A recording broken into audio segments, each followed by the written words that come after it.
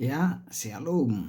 Kita akan membaca kembali Alkitab kita dari Kejadian 48 ya. Kejadian 48. Yakub memberkati Manasye dan Efraim.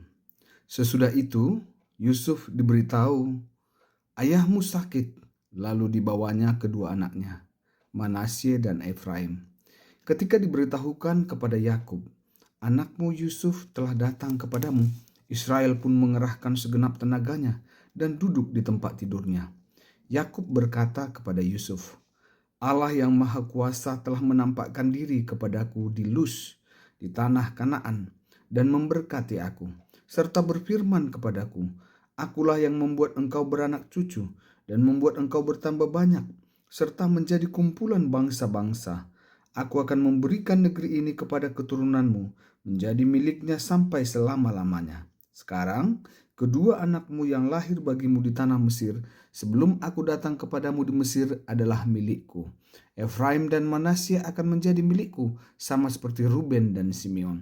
Keturunanmu yang kau peroleh sesudah mereka adalah milikmu. Tetapi dalam pembagian warisan, mereka akan tercakup dalam nama kedua saudaranya itu. Ketika aku datang dari Padan, aku kehilangan Rahel yang meninggal di jalan, di tanah Kanaan, tidak jauh lagi dari Efrata. Aku menguburkannya di sana, di jalan ke Efrata, yaitu Bethlehem. Ketika Israel melihat anak-anak Yusuf, ia berkata, siapakah mereka ini? Kata Yusuf kepada ayahnya, inilah anak-anakku yang telah dikaruniakan Allah kepadaku di sini. Kata Yakub lagi, bawalah mereka dekat kepadaku, supaya aku memberkati mereka. Adapun penglihatan Israel telah kabur karena usianya, sehingga ia tidak dapat lagi melihat. Kemudian Yusuf mendekatkan mereka kepada ayahnya, lalu mereka dicium serta didekap oleh ayahnya. Berkatalah Israel kepada Yusuf, tidak kusangka bahwa aku akan melihat mukamu lagi, tetapi sekarang Allah bahkan mengizinkan aku melihat keturunanmu. Lalu Yusuf menarik mereka dari kedua lutut ayahnya, dan ia sujud dengan mukanya sampai ke tanah. Setelah itu Yusuf memegang keduanya, Efraim di sebelah kanannya menghadap sisi kiri Israel, dan Manasye di sebelah kirinya menghadap sisi kanan Israel. Lalu Yusuf mendekatkan mereka kepadanya, tetapi Israel justru mengulurkan tangan kanannya dan meletakkannya di atas kepala Efraim, anak yang bungsu, dan tangan kirinya di atas kepala Manasye, anak yang sulung, sehingga tangannya bersilang. Ia pun memberkati Yusuf, katanya, kakekku Abraham dan ayahku Ishak telah hidup di hadapan Allah, Allah yang telah bertindak sebagai gembalaku selama hidupku sampai sekarang, dan sebagai malaikat yang telah melepaskan aku dari segala bahaya. Dialah kiranya yang memberkati orang-orang muda ini.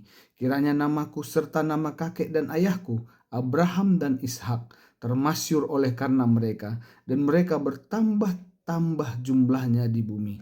Melihat ayahnya meletakkan tangan kanannya ke atas kepala Efraim, Yusuf menganggap hal itu keliru. Lalu ia memegang tangan ayahnya untuk dipindahkan dari atas kepala Efraim ke atas kepala Manasye. Katanya kepada ayahnya, janganlah demikian, ayahku, sebab inilah yang sulung, letakkanlah tangan kananmu di atas kepalanya.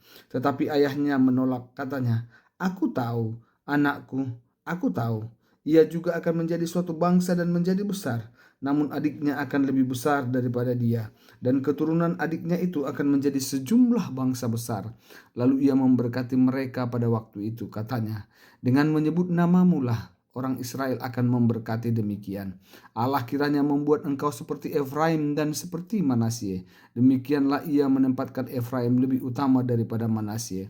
Kemudian Israel berkata kepada Yusuf, tidak lama lagi aku akan mati, tetapi Allah akan menyertai kamu dan membawa kamu kembali ke negeri nenek moyangmu. Sekarang, melebihi bagian saudara-saudaramu, aku memberikan kepadamu satu punggung gunung yang kurebut dengan pedang dan panahku dari tangan orang Amori.